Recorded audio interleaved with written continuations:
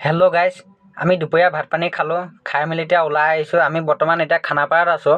আমি যাম সেই আমোলত মাল লোডিং কৰিবৰ কাৰণে। আমি আহি আছোঁ। এয়া খানাপাৰা ব্ৰিজ পাৰ হ'ম আৰু এতিয়া। আমোলত মাল চাল লোড হৈ গ'ল, আমি ওলাই আহিলোঁ। আহি আছোঁ বৰ্তমান এতিয়া।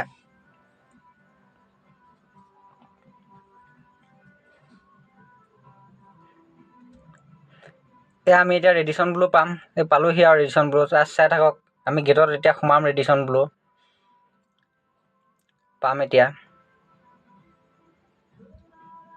আহি আছোঁ ৰেডিচন ব্লু।